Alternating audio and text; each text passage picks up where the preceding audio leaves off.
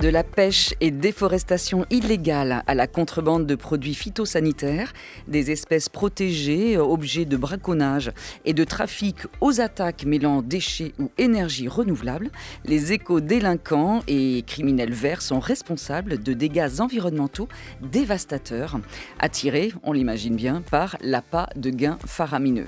Des pratiques qui mettent à mal la biodiversité et la planète et qui flirtent avec le crime en bande organisée. La criminalité verte, révélation sur la réalité et la traque d'un business juteux. Nous en parlons aujourd'hui avec nos deux invités. Marc Lomasi, bonjour. Bonjour. Vous êtes ancien rédacteur en chef adjoint du Parisien aujourd'hui en France, journaliste spécialiste des sujets liés à l'environnement et auteur du livre « Livre noir de la criminalité verte » édité chez Calman Lévy. Et avec nous également dans le studio en direct, Pierre-Édouard Guillain, bonjour. Bonjour. Vous êtes directeur général délégué police connaissance expertise de l'OFB. L'OFB, c'est l'Office français de la biodiversité. Bienvenue à tous les deux.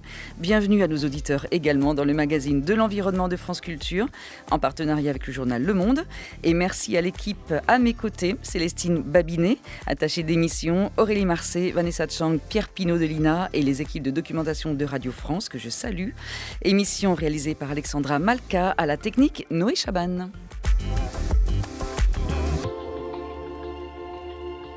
À l'aéroport de Marseille, les douaniers tentent chaque jour de lutter contre un trafic international. Vous venez d'où, s'il vous plaît? Tunisie. Les conditionnements sont tellement exigus parfois. Les petites tortues, ça rentre comme je l'ai dit, dans une boîte à bijoux parfois. Une tortue, quoi, un bébé tortue. Des oiseaux dans une boîte à chaussures. Donc, il peut y avoir des tas de caches possibles, y compris le double fond de la valise.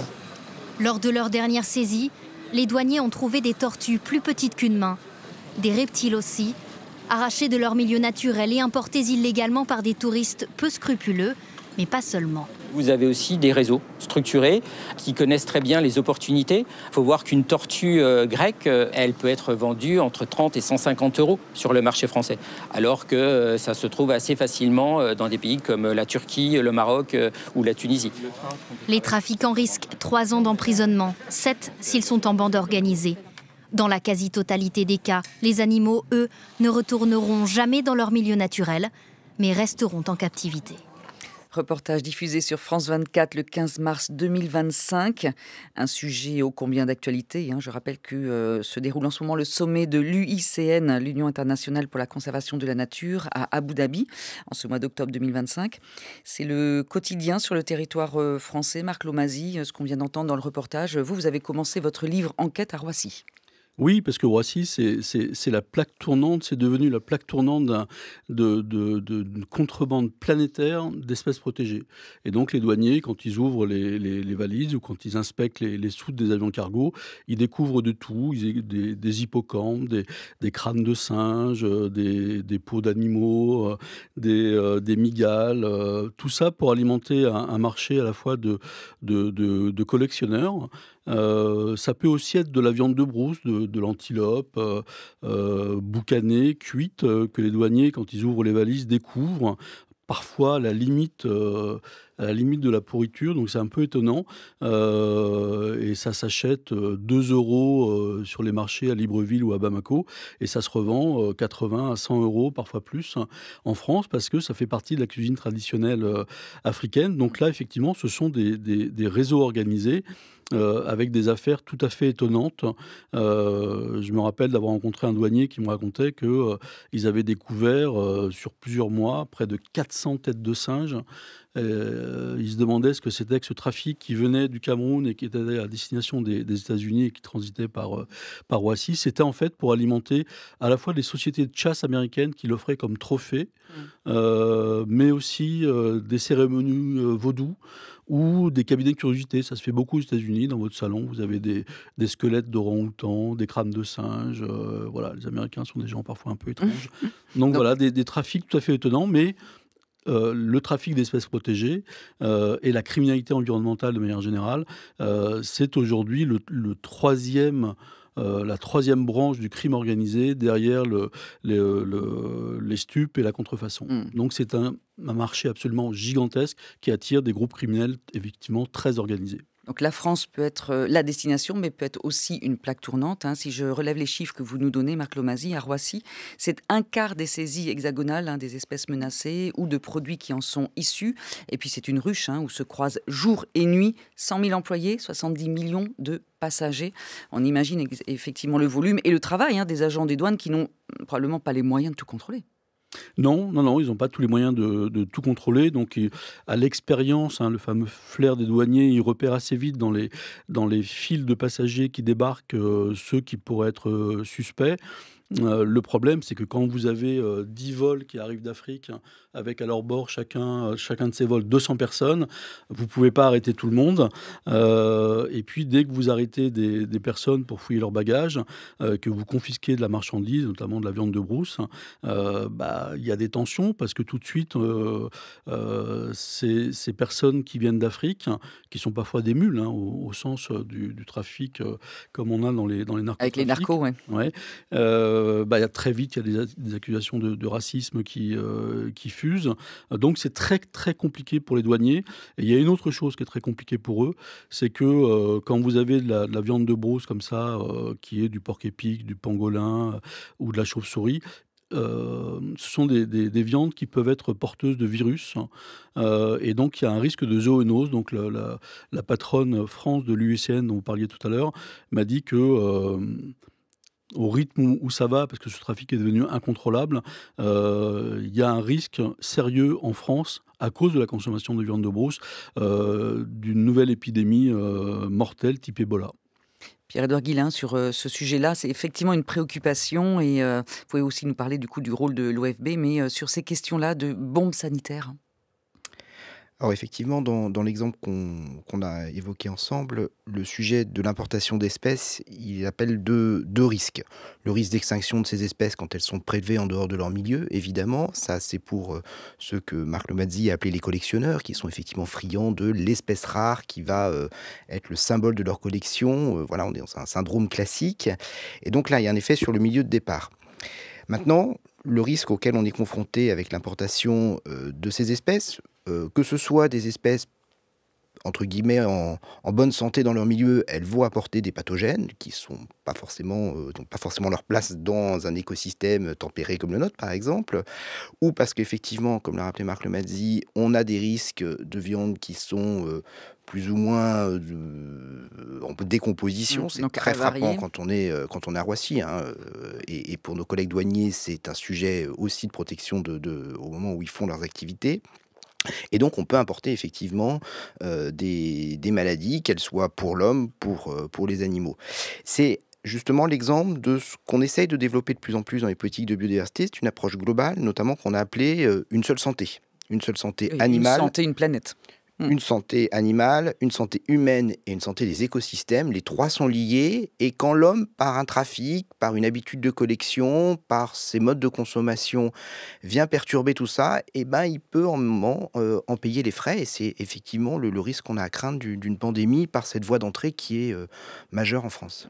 Alors, rappelez-nous le rôle de l'OFB, hein, une police sur les enjeux de santé environnementale et publique, enfin une santé publique aussi. Hein. L'OFB fait de la police parmi différentes actions, il fait de la connaissance, il fait de l'accompagnement des acteurs dans leur transition écologique pour la prise en compte de la biodiversité et de l'eau. Et effectivement, nous avons une police de l'environnement qui est un peu particulière parce qu'elle est à la fois sur les usages qui sont faits de la nature, donc c'est le cas classique du contrôle de la chasse par exemple, ou du contrôle de la pêche, quand vous allez faire de la pêche à pied lors des grandes marées, là c'est en partie la saison, mais aussi et surtout c'est une police qui est centrée sur les enjeux. Et souvent, la police de l'environnement, on se demande pourquoi on va contrôler tel ou tel usage de produits ou telle pratique qui vient dégrader le milieu. C'est parce qu'on considère qu'il y a un enjeu très important à la fois pour la biodiversité, mais aussi même pour les activités humaines, parce que ça peut jouer sur notre santé. C'est le cas de tout ce qu'on fait en matière de lutte contre des usages néfastes de produits phytosanitaires, parce que les doses ne sont pas respectées, parce que les conditions d'emploi ne sont pas respectées, ou tout simplement parce que ça va polluer nos ressources naturelles, en particulier nos milieux aquatiques, et donc l'eau qu'on consomme. Et donc c'est sur ces enjeux aussi qu'on souhaite se renforcer pour expliquer l'importance de la police de l'environnement. C'est parce qu'elle nous protège aussi et elle va préserver notre avenir. Marc Lomasi, vous avez travaillé en étroite collaboration avec des enquêteurs des douanes, la gendarmerie, d'autres organes spécialisés. Vous nous montrez combien cette criminalité verte est liée au grand banditisme, à des trafiquants, des tueurs dans le monde. Et pourtant, c'est un sujet qu'on ne connaît pas. Dites-nous concrètement comment ça fonctionne. Vous nous parlez de grossistes, de revendeurs, de comptes offshore dans des paradis fiscaux, des valises de billets, des personnes sur écoute. On voit bien que là, c'est un maillage. Quand on parle de cette police environnementale, en tout cas, c'est un maillage entre de très nombreux services qui travaillent ensemble. On retrouve Interpol, Europol, etc., etc. Oui, en fait, la prise de conscience que les grandes mafias internationales s'étaient investies dans cette forme de criminalité, elle est relativement récente. Et c'est effectivement à l'occasion de grosses opérations coup de poing. Alors ça peut être mené à l'échelle internationale, ça c'est Interpol, qui coordonne les activités des polices et des douanes à l'échelle mondiale, qu'on s'est aperçu que au cours des arrestations, les profils, on retrouvait des profils de cartels mexicains, mafia bulgare, mafia brésilienne, triade chinoise, etc. Donc on avait affaire à ce que les forces de l'ordre appellent le haut du spectre de la criminalité. C'est vraiment le grand banditisme international. Pourquoi ?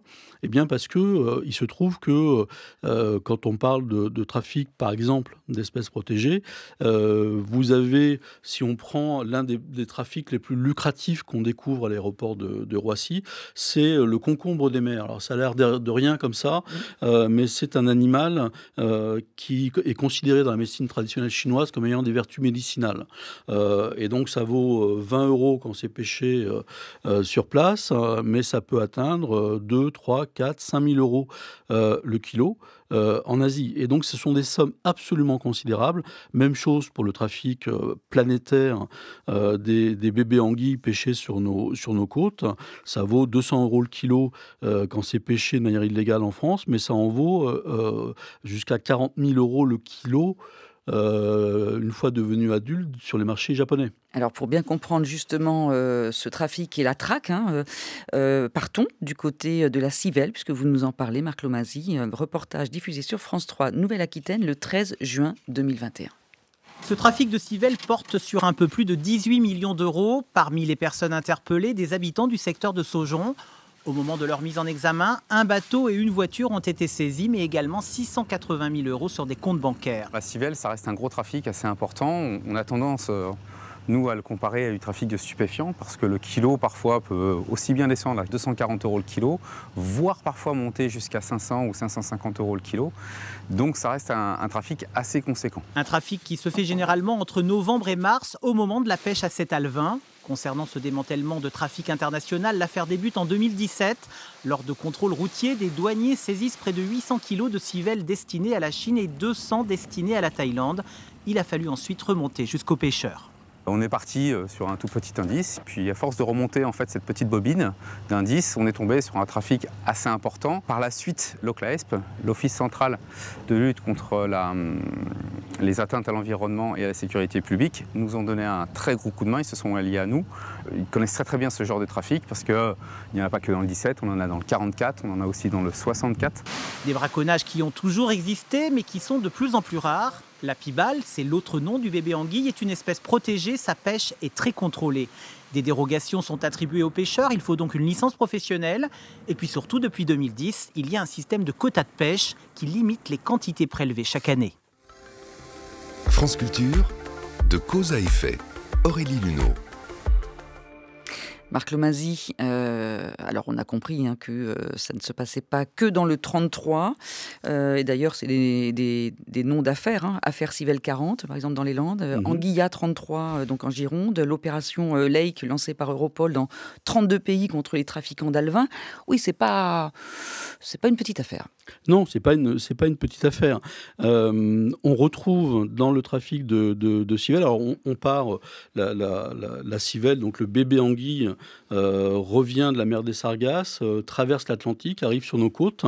Donc c'est un bébé anguille, donc c'est une espèce de petite larve comme ça, mais qui a une valeur absolument extraordinaire parce que les Asiatiques en sont fous notamment les Japonais. Et il se trouve qu'ils ont tellement consommé de ce qu'on appelle l'Anguilla japonica, que l'Anguilla japonica a disparu. Et l'anguille, il faut le préciser, ne se reproduit pas en captivité. Il ne peut pas se reproduire en captivité, il se reproduit qu'une seule fois. C'est un animal, l'anguille, qui a un cycle de vie absolument fascinant, mais effectivement, il ne peut pas se reproduire. Donc, pour les trafiquants, c'est une pêche miraculeuse.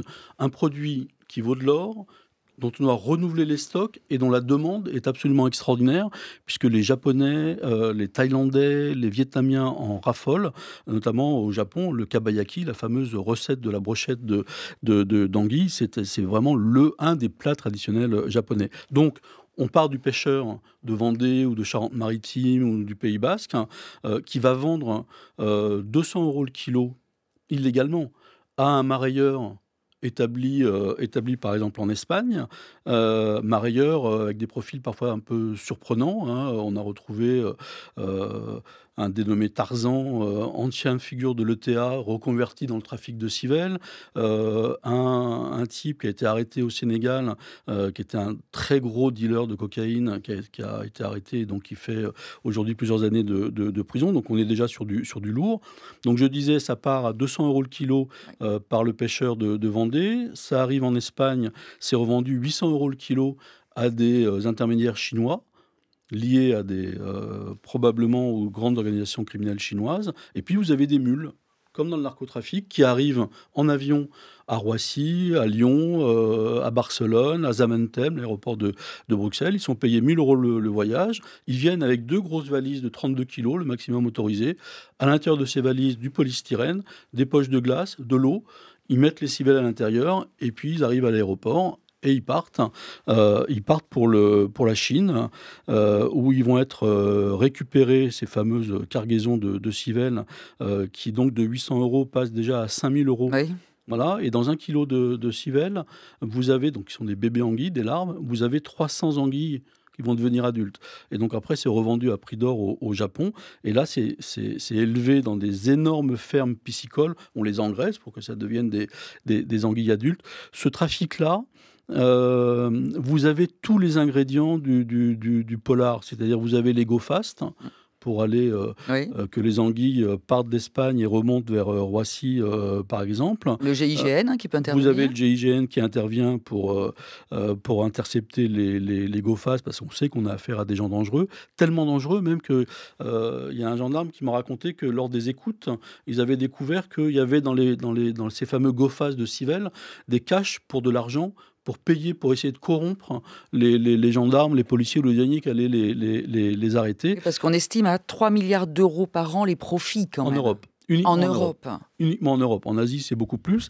Et puis, vous avez effectivement des circuits de blanchiment. Ça passe par des comptes en Bulgarie ou en Turquie. Et puis, les intermédiaires, les pêcheurs, etc., sont payés par des comptes offshore ou des systèmes traditionnels de compensation à la chinoise, la marque des triades japonaises. Bref, on est vraiment sur de la très, très, très, très grande criminalité qui implique, je le disais, il y avait jusqu'à présent une alliance entre les triades chinoises et la mafia bulgare.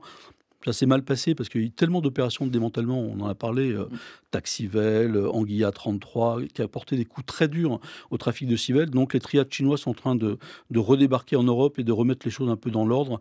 Et donc c'est des nouvelles affaires qui vont arriver pour les gendarmes, pour les enquêteurs de l'EFB, les enquêteurs de la gendarmerie et des douanes. Et on ne peut pas interdire ce commerce de civelles en fait. Il est interdit. Il est interdit. Il est interdit, c'est bien. On peut pêcher encore un peu. On peut pêcher de la civelle. Dans ce sens-là que il y a des quotas, de civelle. Donc, on pensait à un moment que c'était simplement des pêcheurs qui, pour arrondir leur fin de mois, ils revendaient. Mais quand on a commencé à remonter les filiales, on s'est aperçu. Mais la civelle est une espèce protégée, donc depuis 2010, il est interdit de l'exporter hors d'Europe. C'est pour ça qu'il y a ce trafic mondial. Pierre-Édouard Guillain. Sur ces questions-là, et puis peut-être la pêche d'une manière générale, parce que là, ça nous fait bien sûr penser aussi à la pêche illégale, contre laquelle il y a mobilisation, mais bon, c'est compliqué. Alors la civelle, je trouvais, est un exemple très intéressant à plusieurs titres.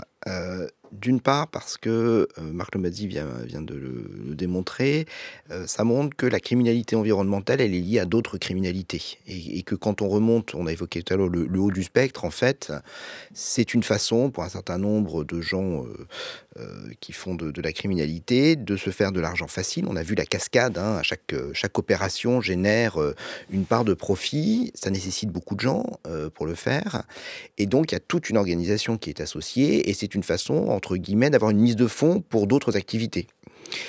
Et puis c'est une mise de fonds qui est moins risquée parce que par rapport au trafic de stupéfiants à l'échelle internationale ou à d'autres échelles, cette question de la criminalité environnementale, elle est moins poursuivie, elle est moins mise en avant, il y a moins de risques et on voit bien, même si on renforce beaucoup la coopération en la matière, que c'est pas tout à fait au même niveau que la lutte contre les stupéfiants. Et pourtant, c'est quelquefois le carburant de ce qui permet d'investir dans d'autres criminalités, que ce soit le trafic d'armes ou le trafic de stupéfiants. Ça peut servir aussi à blanchir de l'argent.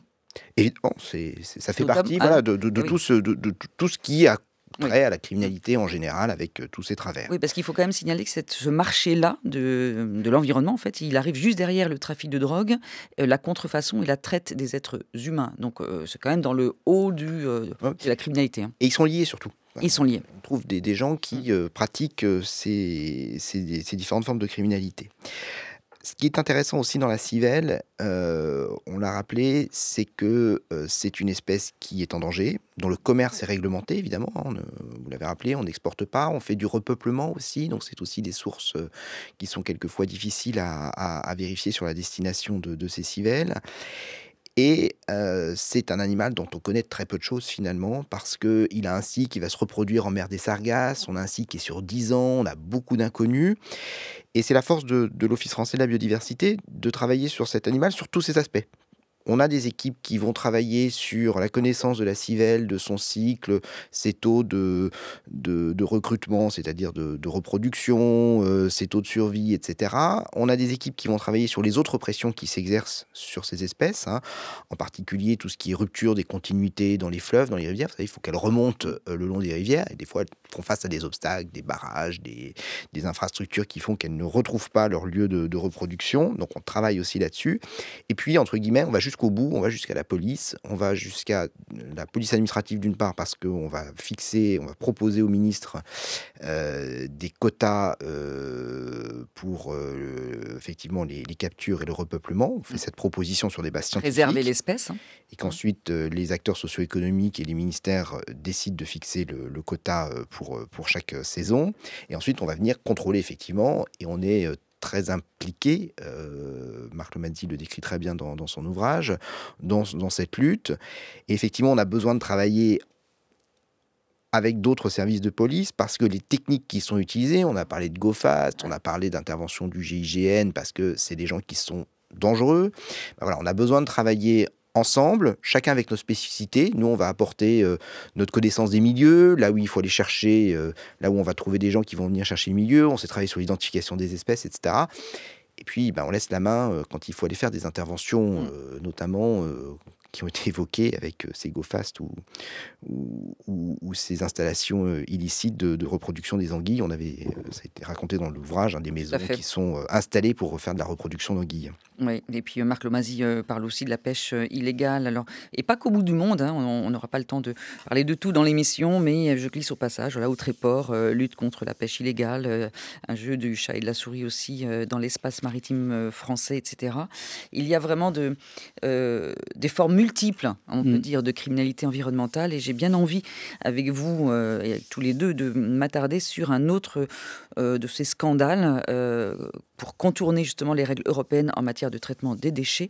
Par exemple, écoutez ce reportage diffusé sur France Info le 18 décembre 2023. Depuis maintenant 4 ans, il pollue les sols de la campagne mosellane.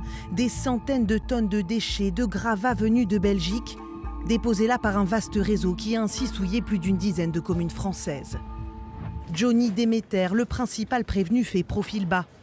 L'homme originaire de région parisienne se présentait comme courtier en déchets. Il dit aujourd'hui tout regretter. Je suis venu aujourd'hui ici pour reconnaître mes actes, pour tout ce qui s'est passé, pour payer de mes actes et puis essayer d'arranger tout ça. Tout démarre près d'Anvers, en Belgique, en 2018. Le réseau propose à cette déchetterie de traiter une partie de ses déchets à moindre coût. Voici ce que le gérant des lieux déclarait il y a 3 ans à l'une de nos équipes. Nous avons payé 108 € la tonne pour nous débarrasser de ces déchets. Ils nous ont dit qu'ils comptaient en recycler une partie et que le reste irait dans différents endroits en France. En tout, 10 000 tonnes de déchets sont alors importées illégalement en France. À l'aide de faux documents, les trafiquants les envoient d'abord dans des centres de tri, comme ici, près de Lille. Les entreprises de retraitement ne seront d'ailleurs jamais payées. Pour se débarrasser des déchets, les membres du réseau auraient ensuite trouvé un autre stratagème, envoyer leurs camions dans le Nord et en Moselle pour être vidés en pleine nature. En octobre 2019, les habitants de Rédange, près du Luxembourg, ont ainsi vu débarquer, écœurés, 250 tonnes de déchets. C'est dégueulasse. La première fois que j'ai vu ça, en fait, j'avais envie de pleurer. Je comprends pas, en fait, qu'on puisse se lever un matin et se dire tiens, c'est une bonne idée, je vais aller jeter des déchets dans la nature et puis ça va être cool, quoi. Marc Lomasi, alors scandale de traitement des déchets en France, trafic et mafia des déchets avec des figures du banditisme. Là, on entendait parler de ce Belge Johnny Demeter, mais il y a aussi les Ornec, etc. Donc ces histoires d'ordures déversées sur des terrains privés ou de communes, en tout cas pas traitées et en récupérant, là aussi, une manne financière. Ah oui, oui. Alors, qui dit grande criminalité dit figure du crime. Organisé, et effectivement Johnny Demeter, c'est un clan de Roms hongrois sédentarisés à la fois à Montreuil, ville des Ornec, célèbre figure du banditisme parisien des années 90, et à Molenbeek, en Belgique. Et donc, effectivement, Johnny Demeter est un escroc multifacette, et il est tombé un peu par hasard cette histoire de déchetterie d'Anvers qui débordait. Les Belges ne savaient plus quoi faire de leurs déchets, ils les stockaient, mais bon, au bout d'un moment, il faut bien les évacuer. Et donc, il s'est inventé une profession, courtier en déchets. Il a usurpé l'identité d'une boîte française tout à fait légale. Et donc, quand on dit qu'il a payé 108 € la tonne, oui, il a cassé les prix. Normalement, c'est plutôt 180 € la tonne. Donc, les Belges ont été ravis de se débarrasser de leurs déchets, même si la figure de Johnny Demeter, alias Tchèque Saïd, virtuose du jazz manouche, et figure, disons, un peu bizarre dans le milieu des affaires, ils s'en sont débarrassés. Donc, ils ont rémunéré Johnny Demeter 700 000 €, et il était censé aller les faire retraiter en France, donc sous une fausse identité, à part que les deux groupes français, Veolia et Suez, se sont assez vite aperçus qu'il y avait anguille sous roche, parce que c'était quand même très étrange, les bons de transport étaient bizarres, etc. Et donc, il s'est allié avec un gang extrêmement dangereux de l'Est de la France pour aller tout simplement les déverser. Effectivement, on a parlé de Rédange, il y a une dizaine de villages dans l'Est de la France qui ont vu arriver des norias de camions. Et donc, l'affaire a été prise en charge par un parquet chargé du grand banditisme de Lille, avec une juge d'instruction qui s'appelle Marion Caquel, qui a fait un boulot extraordinaire sur cette affaire, et puis un chef d'enquête de l'OCLAEPS, donc l'Office central de la gendarmerie, chargé de ces affaires d'environnement et de santé publique, parce que là encore, on voit bien le lien. C'est-à-dire que quand vous déposez illégalement des centaines de tonnes de déchets, dans le cas de Rédange, par exemple, ça pollue des rivières, des étangs, etc. Donc la santé publique est mise en cause. Donc là, ils ont déployé tous les grands moyens. C'est-à-dire que depuis 2016, dès qu'il s'agit de crimes environnementaux, les services de police ont la possibilité d'utiliser ce qu'on appelle les moyens spéciaux d'enquête, qui étaient autrefois réservés aux enquêtes contre le grand banditisme, et donc écoute, balisage des voitures, on traque les criminels, on les surveille par drone, etc. Et le clan a fini par tomber. Et Johnny Demeter, ce qui est exceptionnel dans ce genre d'affaires, a été condamné en janvier 2024 à 5 ans de prison ferme.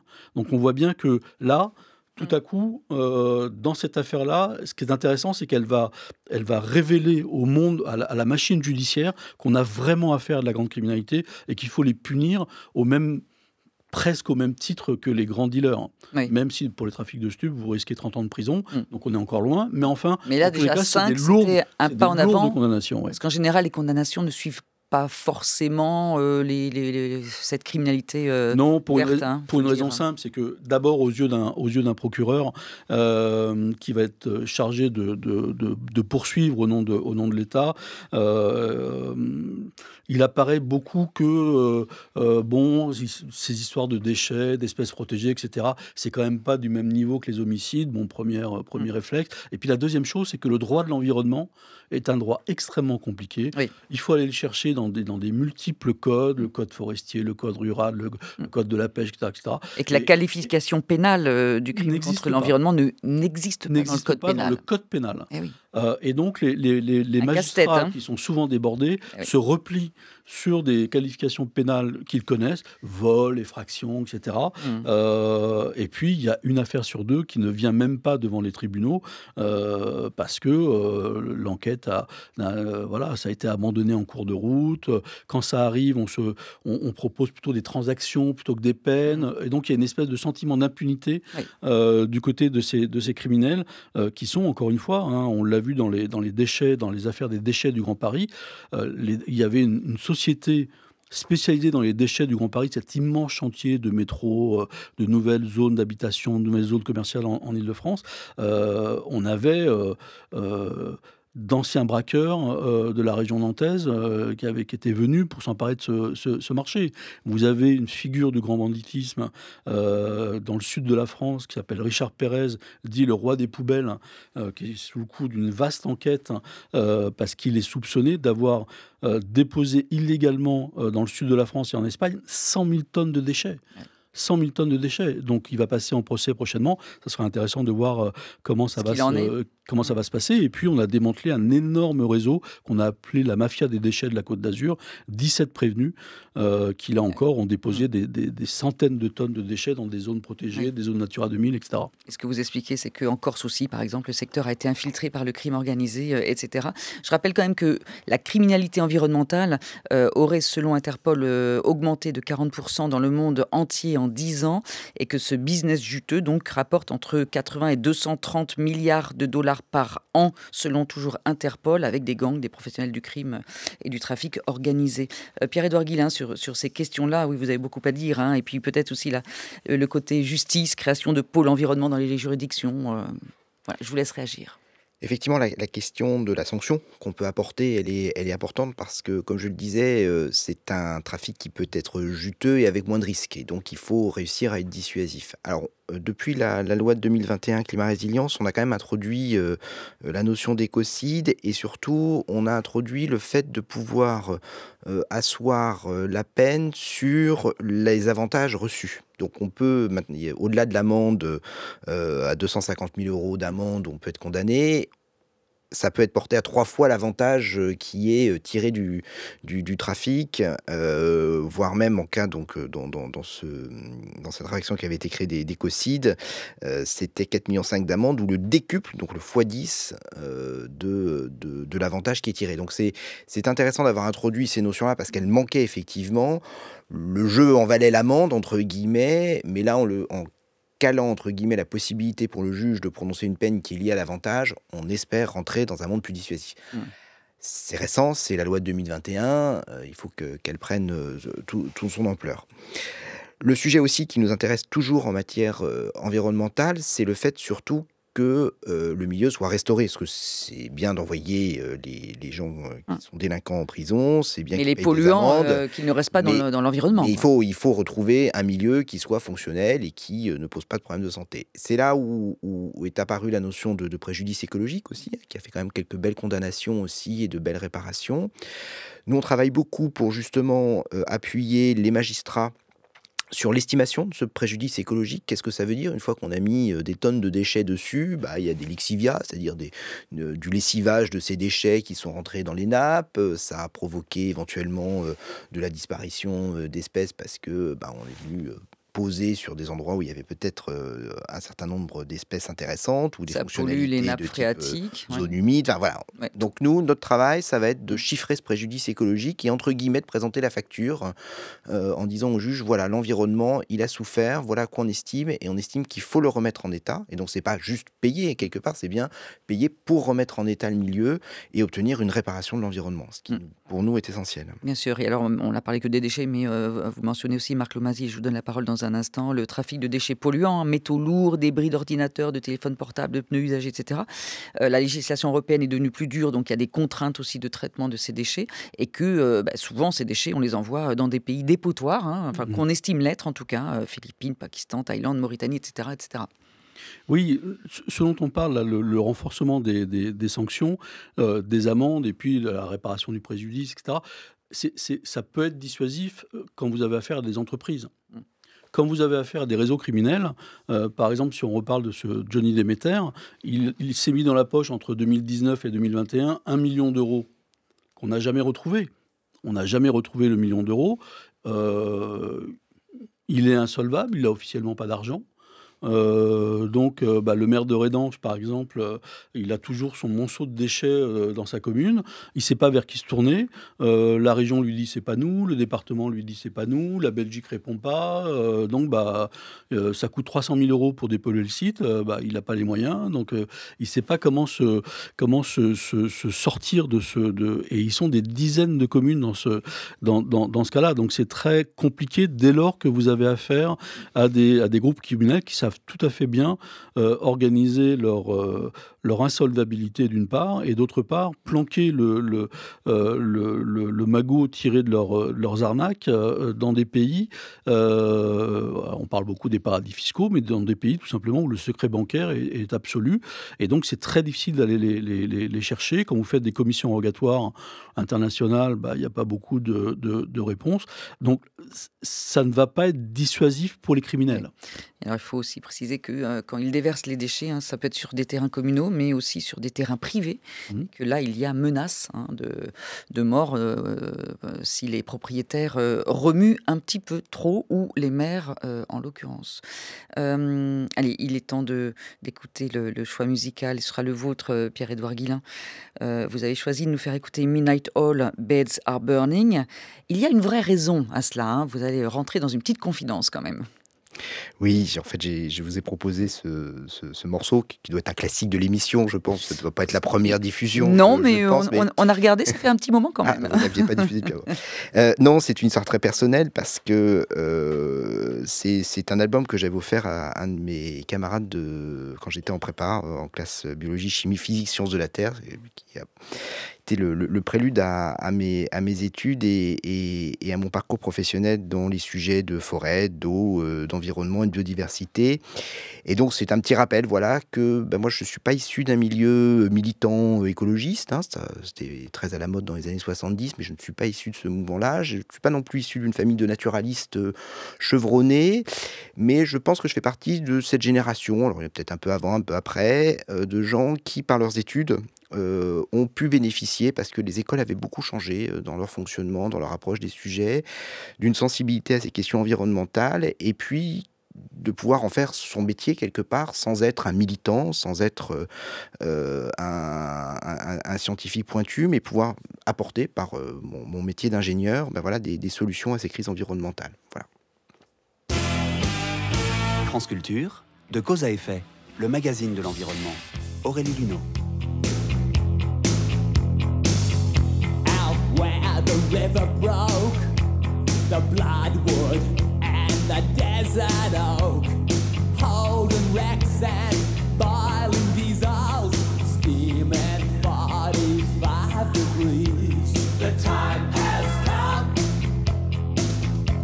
to save fair's fair, to pay the rent, to pay our share.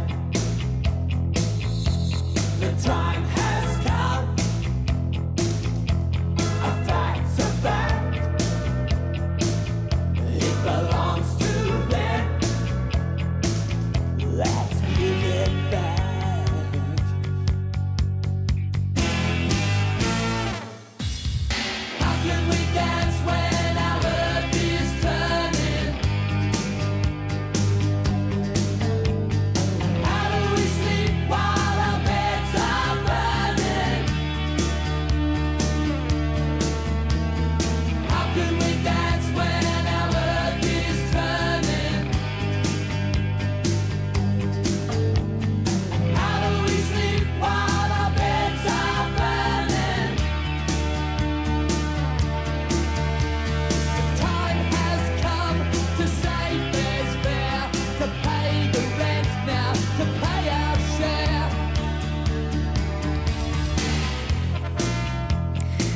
Midnight Oil, Beds Are Burning, c'est le choix musical de Pierre-Édouard Guillain et en compagnie justement de nos deux invités, Pierre-Édouard Guillain, directeur délégué police connaissance expertise de l'OFB et de l'OFB, l'Office français de la biodiversité, et avec Marc Lomazy, journaliste spécialiste des sujets liés à l'environnement, auteur du livre noir de la criminalité verte, un livre édité chez Calman Levy. Eh bien, nous poursuivons notre émission consacrée à la criminalité verte, révélation sur la réalité et la traque d'un business juteux, une criminalité qui sévit notamment en France où les agents de l'OFB tentent de remplir leur rôle malgré les récentes attaques subies et les dénonciations proférées.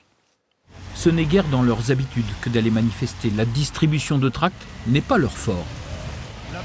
Mais les agents de l'Office français de la biodiversité ressentaient le besoin d'exprimer enfin leur mal-être sur la place publique. Chacun conserve dans son téléphone les traces des souillures régulièrement laissées devant leur bureau par des agriculteurs. Ce qui est pénible, c'est sur la durée en fait. Ça fait plus d'1 an là qu'on se fait taper dessus et c'est fatigant à la longue. Il y en a une qui est pas mal aussi. Régulons les nuisibles et les... À tour de rôle, la coordination rurale, les FDSEA, les jeunes agriculteurs reprochent à la police de l'environnement de contrôler les fermes. C'est une minorité d'entre eux. Donc une minorité de fouteurs de troubles en fait nous mettent carrément une cible sur le dos, donc on ne peut que mal le vivre. Ce qui les affecte plus encore que ces actes d'intimidation, c'est la phrase lâchée par le Premier ministre lors de sa déclaration de politique générale. Quand les inspecteurs de la biodiversité viennent avec une arme à la ceinture dans une ferme déjà mise à cran par la crise, c'est une humiliation. Et c'est donc une faute. Quand les agents de l'OFB vont dans des fermes en tenue, il oublie de dire que ça nous est imposé. On est obligé d'y aller en tenue complète, avec le ceinturon, tout ça. On a des instructions, on ne s'amuse pas, on n'est pas des francs-tireurs. Et il dit que c'est une faute. Appliquer les textes qui nous sont imposés, c'est une faute. On se sent complètement lâché. Reportage diffusé sur France 3 Normandie le 31 janvier 2025. Attaque d'agriculteurs, surenchère du côté des partis politiques. Sentiment d'être lâché, c'est ce qui a été ressenti à l'OFB, Pierre-Édouard Guillain. C'est effectivement une période qui a été difficile pour l'établissement et qui nous fait réfléchir justement sur ce que doit être une police de l'environnement et sa perception dans notre société. On avait d'ailleurs réalisé il y a quelques mois un sondage par Harris qui a montré que pour autant les Français attendaient une police de l'environnement. Alors toujours en espérant que ça soit plutôt l'autre qu'on contrôle. Hein. C'est notre petit côté français, évidemment, de considérer que c'est toujours le voisin qu'il faudrait aller contrôler dans son activité. Mais pour autant, on a bien une police dont les gens estiment qu'elle est nécessaire parce que ils considèrent qu'il y a des enjeux environnementaux, qu'il faut répondre, qu'il y a des comportements qui doivent être encadrés et qu'il faut donc une police de l'environnement. Après, il faut travailler sur l'enjeu. Quel est l'enjeu qu'on va protéger? Tout à l'heure, je disais, il faut qu'on soit en mesure d'expliquer pourquoi on va faire des interventions sur les produits phytosanitaires, parce que c'est un enjeu de santé publique, pour le riverain qui est là, mais pour l'agriculteur qui traite aussi, évidemment, pour la protection de la ressource qui peut être impactée ou pas, suivant la pratique, suivant l'usage. C'est pas systématique, c'est pas parce qu'on utilise des produits phytosanitaires qu'il y a un impact sur l'eau, mais si on le fait mal, si on le fait pas au bon moment, il peut y en avoir un. Et donc, si on le fait trop, etc. Qu'on va venir intervenir. C'est la même chose sur les trafics d'espèces. Quel est le risque que l'espèce disparaisse et donc qu'elle entraîne avec elle une disparition d'autres espèces, parce que le vivant, c'est un tissu. Si vous enlevez une maille, tout se délite. C'est ce que disait Robert Barbeau, qui était un grand écologue. Donc, ça vaut pour les quotas aussi de chasseurs, hein, les quotas des espèces aussi, pour pas nuire à l'espèce justement, des choses comme ça. Voilà, il faut se donner des règles et pour accepter la police, il faut que les règles, elles soient comprises au regard de l'enjeu qu'on veut protéger. Et donc, c'est pour ça que nous, on travaille beaucoup, et on a renforcé cette action-là, sur quels sont les enjeux, pourquoi je les contrôle, quelle est la norme qui a été déterminée. C'est jamais l'Office français de la biodiversité qui impose la norme. Il ne fait que la constater. Il l'environne aussi, il dit, bah voilà, ça s'est passé dans telle circonstance, sous telle forme, à tel moment, etc. Et c'est bien après l'action judiciaire qui va être, le cas échéant, mise en mouvement pour décider si effectivement il y a eu une infraction et donc s'il y a besoin d'une sanction. Mais on travaille vraiment aussi sur l'accompagnement, la pédagogie, l'explication. Et c'est pour ça que l'OFB, c'est pas qu'un établissement qui fait de la police, on fait de l'accompagnement des acteurs. Notre objectif, c'est de leur trouver aussi des solutions par rapport aux problèmes auxquels ils sont confrontés. Quand on a des questions de ressources en eau, voilà, on va les emmener aussi sur des façons de déterminer les prélèvements possibles, les volumes prélevables, etc. Et donc, c'est cet accompagnement aussi qu'on essaie de proposer. Marc Lomasi, accompagnement des citoyens. Là, dans ce cas et ce qui s'est passé en début d'année, accompagnement des politiques aussi, parce qu'on a quand même entendu des politiques demander, appeler à dissoudre l'OFB. Et cela montre une totale méconnaissance de l'état des infractions et des trafics. Est-ce qu'on peut parler d'aveuglement en haut lieu par rapport à ce qui se passe sur le terrain? Et on va en parler justement avec vous de ce qui se passe sur le terrain. Il y a deux solutions. Soit les politiques qui ont réclamé, alors plutôt à droite, qui ont réclamé la dissolution de l'OFB, ou il y a un rapport du Sénat qui réclamait également le désarmement des agents de l'OFB. Deux solutions. Soit ils ne connaissent pas le sujet, et donc c'est de l'incompétence, soit ils connaissent le sujet et ils surfent sur la colère, l'exaspération des agriculteurs, qu'on peut comprendre par ailleurs, et plus généralement l'exaspération des Français contre ce qu'on a appelé l'écologie punitive. Oui.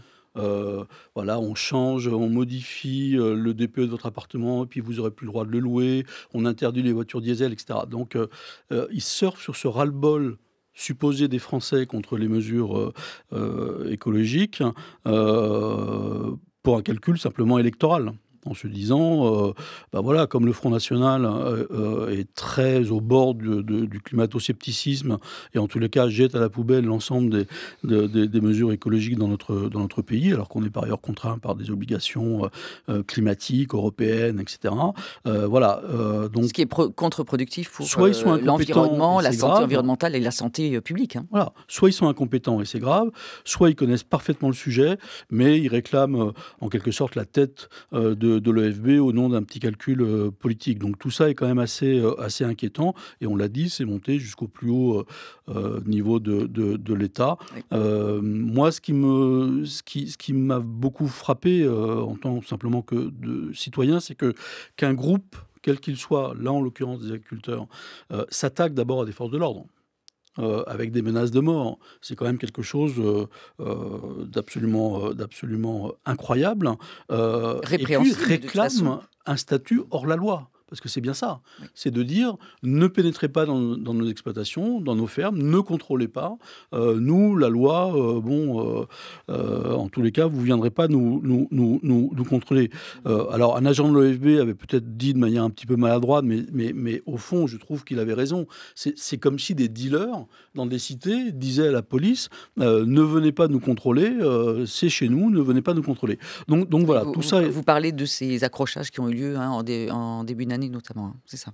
Non, je parle des déclarations d'un enquêteur d'un syndicaliste de l'OFB qui avait comparé en quelque sorte les agriculteurs à des dealers. Ça avait été évidemment très mal pris parce que les agriculteurs ne sont pas des dealers évidemment, mais l'exaspération du monde agricole ne justifie pas tout.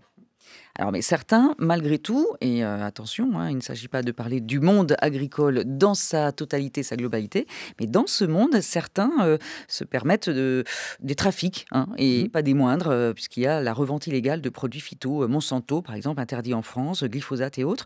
Et là aussi, une arnaque s'est glissée dans les failles de la réglementation européenne.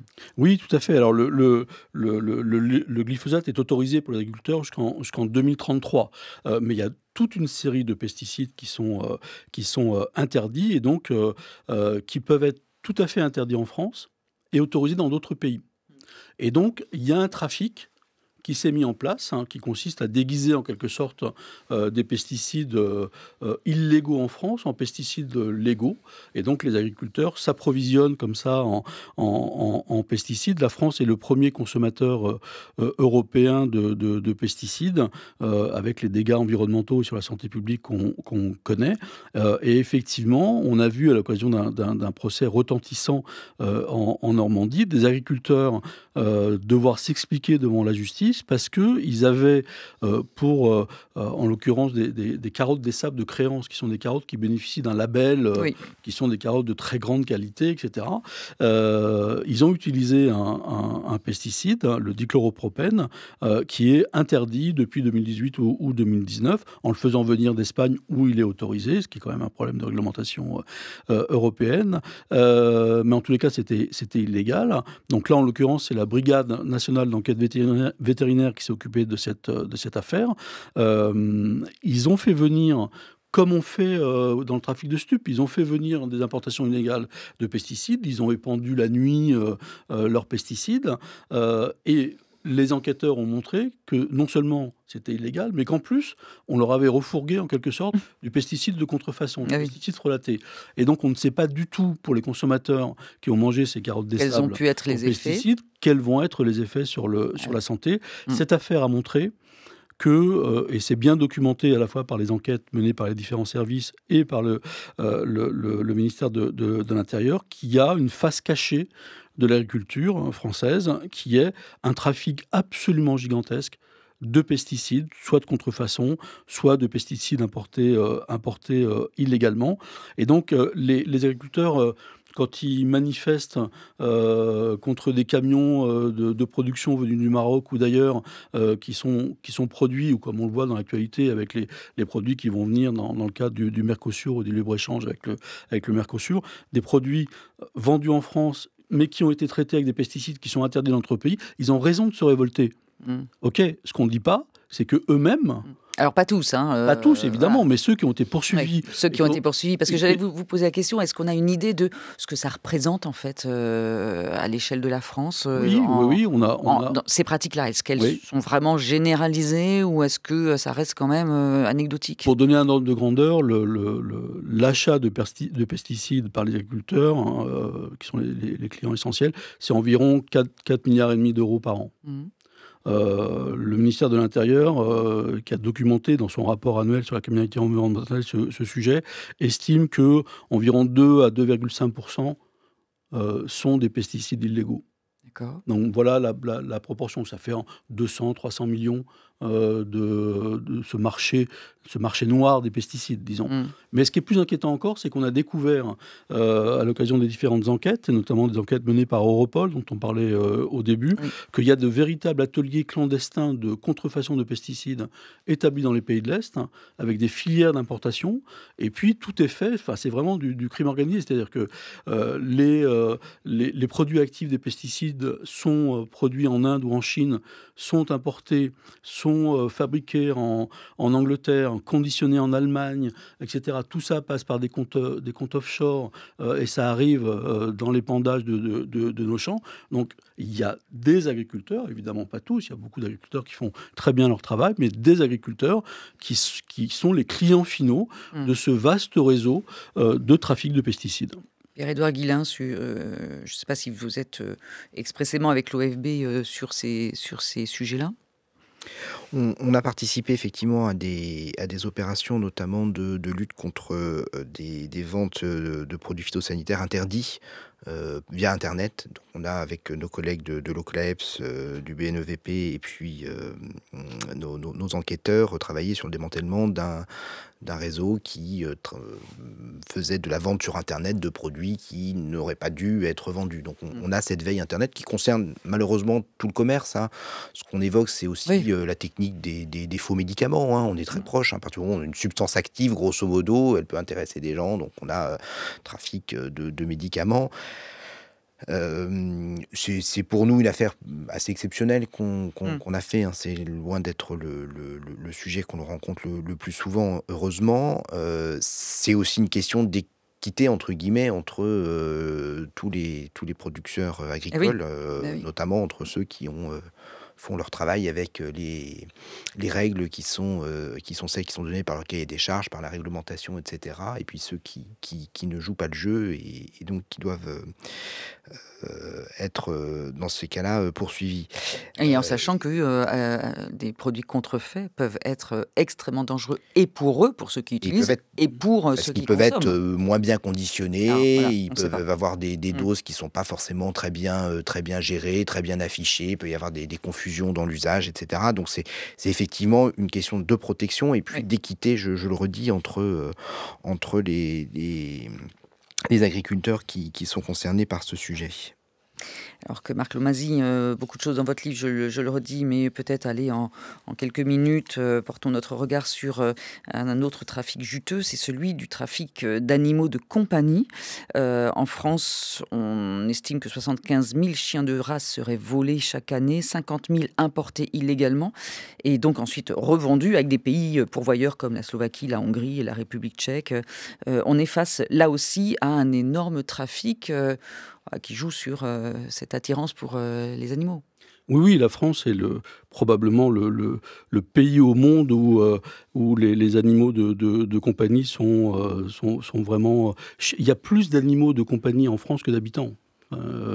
Donc c'est absolument exceptionnel et les gens feraient n'importe quoi pour avoir des animaux de compagnie. Donc effectivement on trouve des élevages clandestins, encore une fois dans les pays de l'Est, ou dans des conditions absolument épouvantables, des usines à chiots absolument incroyables.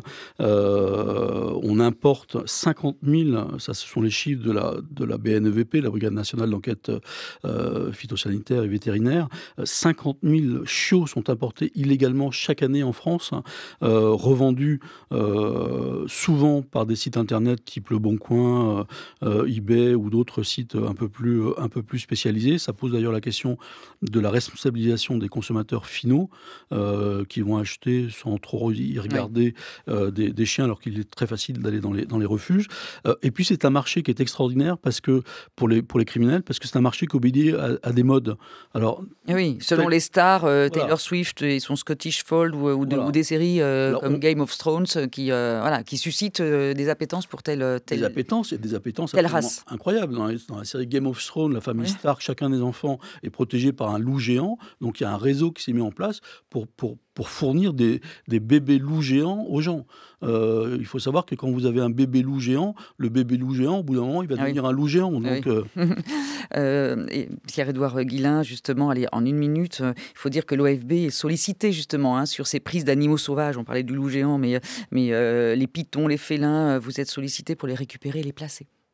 Alors effectivement, on s'inscrit beaucoup dans cette lutte. On pourrait citer le fameux chardonneret qui est élégant. Une histoire, les agriculteurs se plaignaient d'avoir des filets qui étaient percés sur leur champ de tournesol. Ah oui.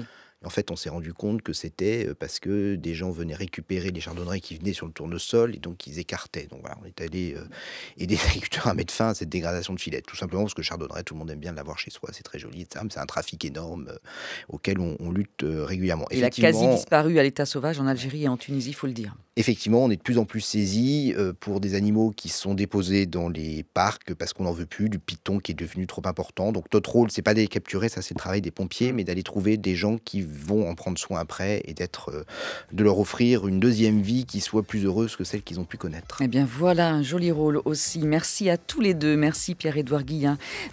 Direction le site de l'OFB, l'Office français de la biodiversité, via notre page d'émission pour en savoir plus. Marc Lomasi, à lire votre livre noir de la criminalité verte, édité chez Calman Lévy. Et puis à vous conseiller aussi le livre Crime contre nature, édité chez Artaud, de l'enquêteur Louis Rochard, que nous recevrons bientôt, d'ailleurs, d'ici la fin de l'année.